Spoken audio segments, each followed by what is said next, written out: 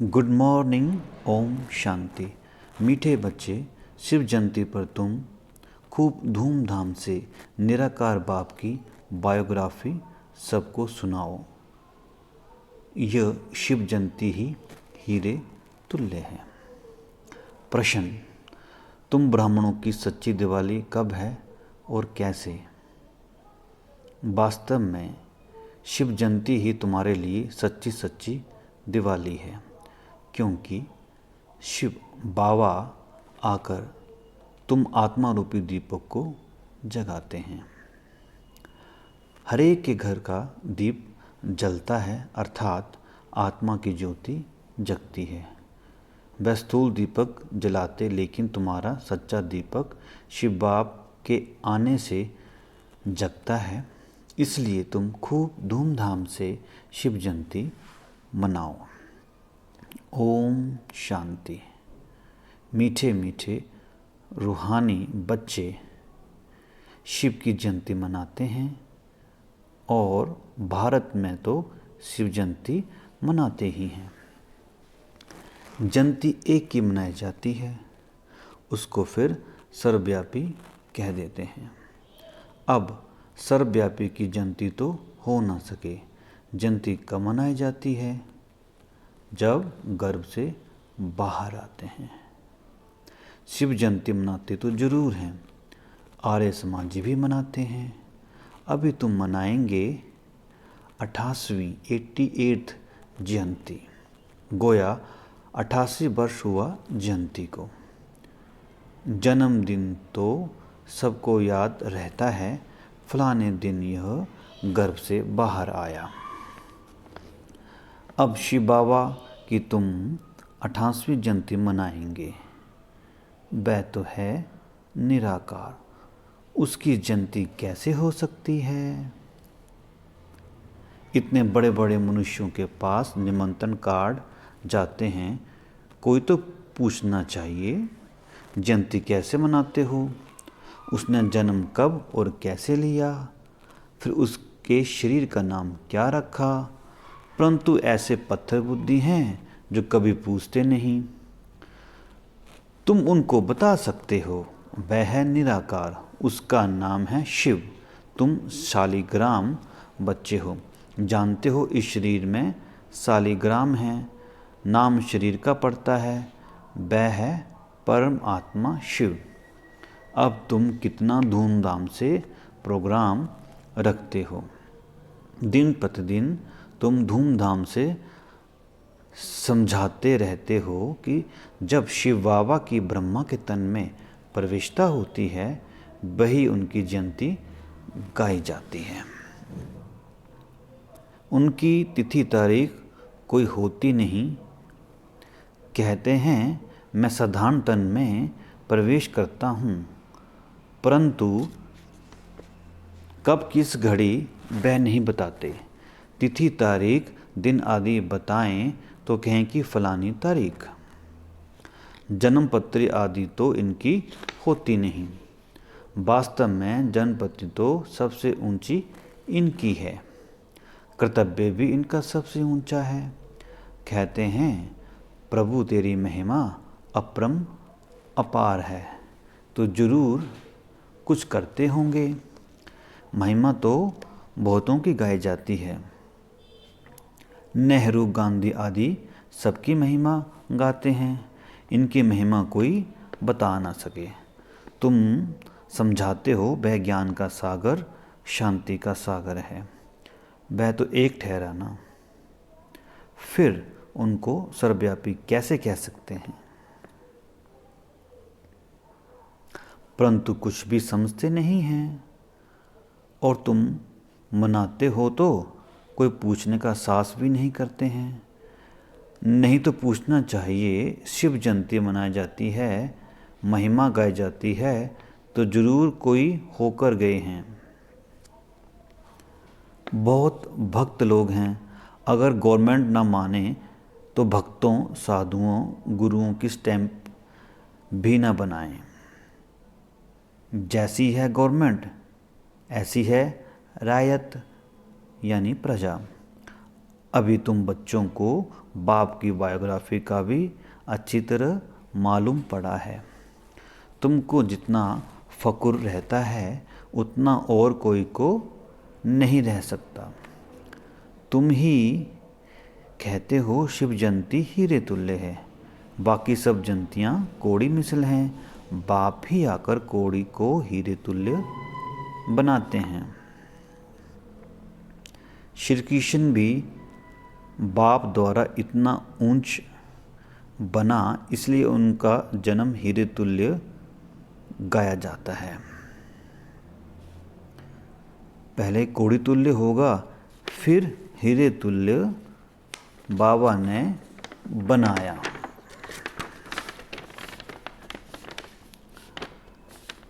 ये बातें मनुष्य नहीं जानते। उनको ऐसा वर्ल्ड का प्रिंस किसने बनाया, तो ये भी समझना चाहिए। श्री कृष्ण जन्माष्टमी मनाते हैं। बच्चा तो माता के गर्भ से ही बाहर निकला, उनको टोकरी में ले गए। अब श्री कृष्ण तो वर्ल्ड प्रिंस था, फिर उनको डर काहे का, वहाँ कंस आदि कहाँ से आया। यह सब बातें शास्त्रों में लिख दी हैं। अब तुमको अच्छी रीति समझाना चाहिए। समझाने की युक्तियाँ बहुत अच्छी चाहिए। सब एक जैसा नहीं पढ़ सकते। युक्ति युक्त ना समझाने से और ही डिसर्विस होती है। अब शिव जयंती मनाई जाती है तो जरूर शिव की ही महिमा करेंगे। गांधी जयंती पर गांधी की महिमा करेंगे और कुछ सूझेगा नहीं। अब शिव जयंती तुम मनाते हो तो जरूर उनकी महिमा, उनकी बायोग्राफी व जीवन का चरित्र भी होगा। तुम उस दिन उनका ही जीवन चरित्र बैठ सुनाओ। जैसे बाप कहते हैं, मनुष्य कोई पूछते भी नहीं हैं कि शिव जयंती कैसे शुरू हुई, उसका कुछ भी वर्णन नहीं। उनकी महिमा तो अपरम अपार गाई जाती है। शिव बाबा को भोलेनाथ कह बहुत महिमा करते हैं। वह तो भोला भंडारी है। वह लोग शिव शंकर कह देते हैं, शंकर को भोलेनाथ समझ लेते हैं। वास्तव में भोलानाथ शंकर तो नहीं लगता। उसके लिए तो कहते हैं आंख खोली तो विनाश हुआ। धतूरा खाते उनको फिर भोलेनाथ कैसे कह सकते हैं। महिमा तो एक ही होती है। तुमको शिव के मंदिर में जाकर समझाना चाहिए। वहाँ बहुत लोग आते हैं तो शिव का जीवन चरित्र सुनाना है।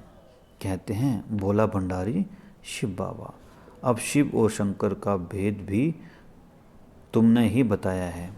शिव की पूजा होती है शिव के मंदिर में, तो वहाँ जाकर तुमको शिव की जीवन कहानी बतानी है। जीवन कहानी अक्षर सुनकर कोई का माथा ही चक्रित हो जाएगा कि शिव की जीवन कहानी कैसे सुनाएंगे। तो मनुष्य वंडरफुल बात समझ बहुत आएंगे। बोलो, निमंत्रण पर जो आएंगे उनको हम निराकार परमपिता परमात्मा की जीवन कहानी बताएंगे। गांधी आदि की भी बायोग्राफी सुनते हैं ना। अभी तुम महिमा करेंगे शिव की तो मनुष्यों की बुद्धि से सर्वव्यापी की बात उड़ जाएगी। एक ही महिमा फिर दूसरों से मिल ना सके। ये जो मंडप बनाते हैं वह प्रदर्शनी करते हैं, वह कोई शिव का मंदिर तो है नहीं। तुम जानते हो सच्चा सच्चा शिव का मंदिर वास्तव में यह है जहाँ रचता खुद बैठ रचता और रचना के आदि मध्य अंत का राज समझाते हैं। तुम लिख सकते हो रचता की जीवन कहानी और रचना के आदि मध्य अंत का राज अथवा हिस्ट्री सुनाएंगे। हिंदी अंग्रेजी में लिखित हो। बड़े बड़े के पास जाएंगे तो वह वंडर खाएंगे, ये कौन है जो परमपिता परमात्मा की बायोग्राफी बताते हैं? सिर्फ रचना के लिए तुम कहेंगे तो समझेंगे प्रलय हुई, फिर नई रचना रची। परंतु नहीं, तुमको तो समझाना है बाप पतितों को आकर पावन बनाते हैं, तो मनुष्य बंदर खाएंगे। शिव के मंदिर में भी बहुत आएंगे।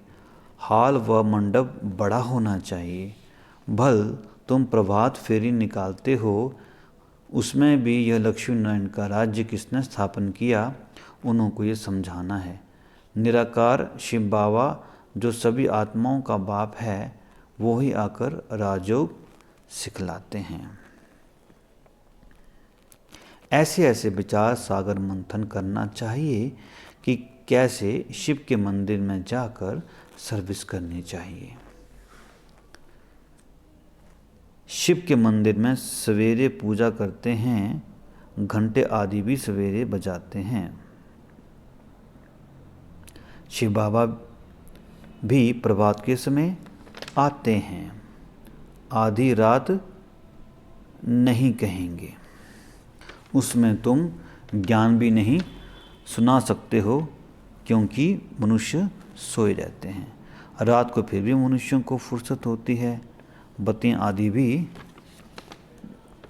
जलती हैं। रोशनी भी अच्छी करनी चाहिए। शिव बाबा आकर तुम आत्माओं को जगाते हैं। सच्ची दीपावली तो ये है, हर एक के घर का दीपक जलता है, यानी आत्मा की ज्योति जगती है। वह तो घर में स्थूल दीपक जलाते हैं, परंतु दिवाली का वास्तव में अर्थ ये है। कोई कोई का दीपक तो बिल्कुल जगता नहीं। तुम जानते हो हमारा दीपक कैसे जगता है? कोई मरता है तो दीवा जलाते हैं कि अंधियारा ना हो,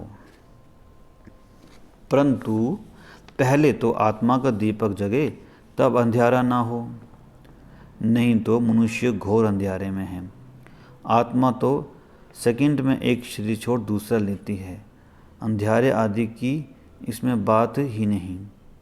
ये भक्ति मार्ग की रस्म है। घृत खलास होने से दीवा बुझ जाता है।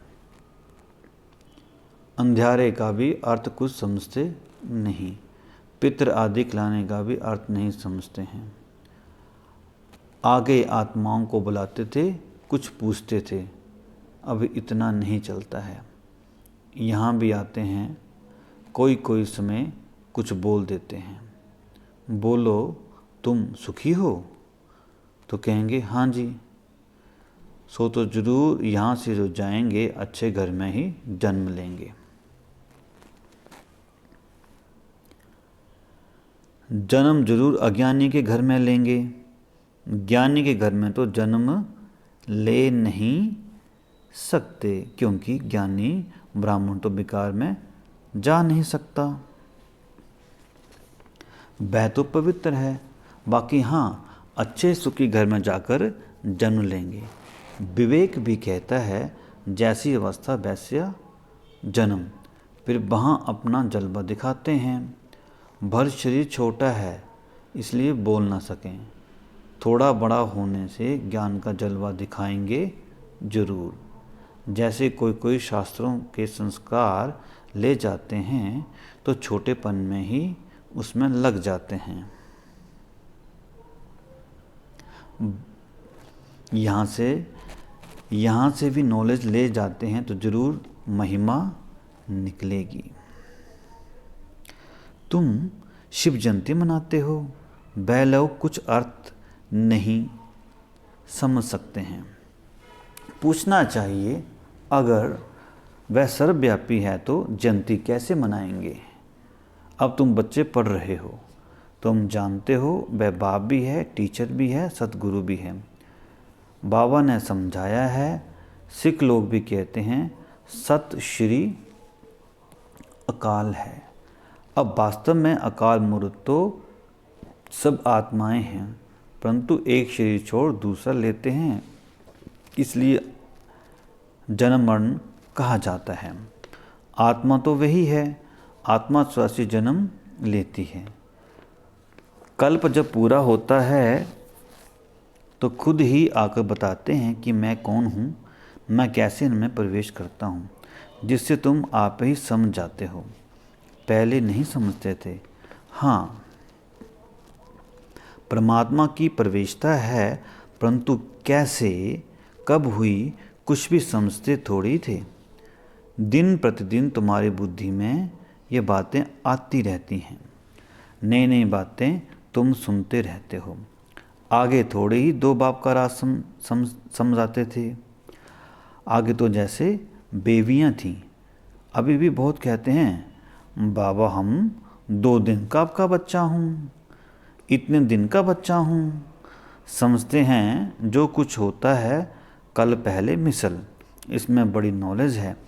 समझने में भी समय लगता है, जन्म ले फिर मर भी पड़ते हैं। 2 मास 8 मास कहो मर भी पड़ते हैं। तुम्हारे पास आते हैं, कहते हैं ये राइट है, वह हमारा बाप है, हम उनकी संतान हैं। हाँ हाँ करते हैं। बच्चे लिखते भी हैं, बहुत प्रभावित हो जाते हैं। फिर बाहर गया खलास, मर पड़ा। फिर आते ही नहीं हैं तो क्या होगा? या तो पिछाड़ी में आकर रिफ्रेश होगा, या तो प्रजा में आ जाएगा। ये सब बातें समझानी हैं। हम शिव जयंती कैसे मनाते हैं, शिव बाबा कैसे सद्गति करते हैं, शिव बाबा स्वर्ग की सौगात ले आते हैं।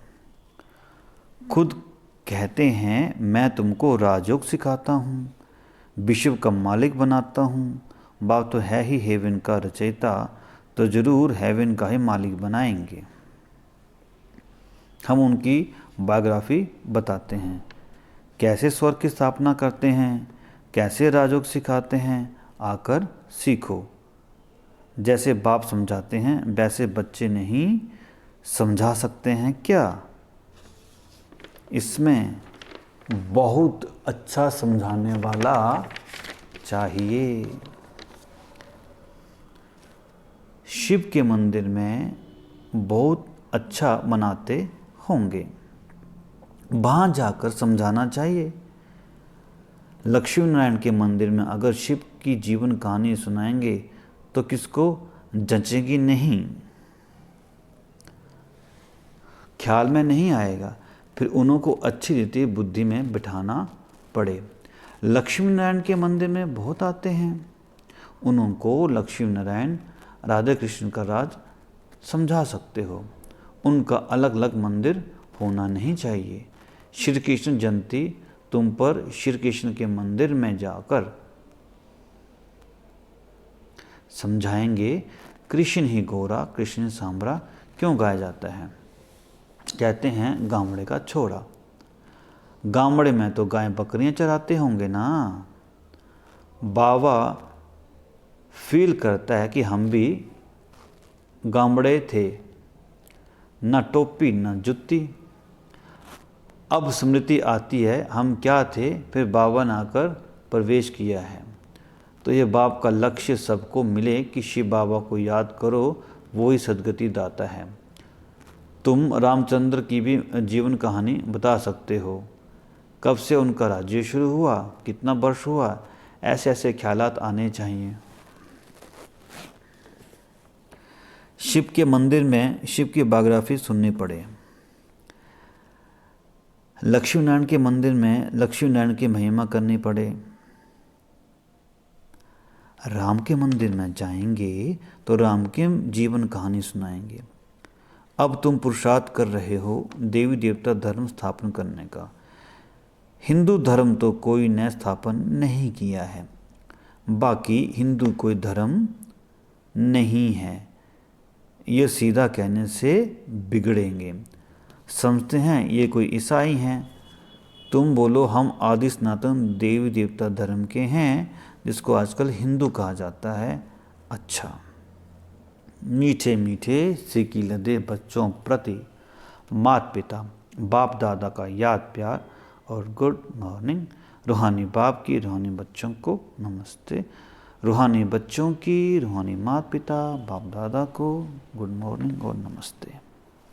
धारणा के लिए मुख्य सार। नंबर 1, शिव जयंती धूमधाम से मनाओ। शिव बाबा के मंदिर में शिव की और लक्ष्मी नारायण के मंदिर में लक्ष्मी नारायण का व राधे कृष्ण की बायोग्राफी सुनाओ। सबको युक्ति युक्त समझाने दो। नंबर 2, अज्ञान अंधेरे से बचने के लिए आत्मा रूपी दीपक को ज्ञान वृत्त से सदा प्रज्वलित रखना है। दूसरों को भी अज्ञान अंधेरे से निकालना है।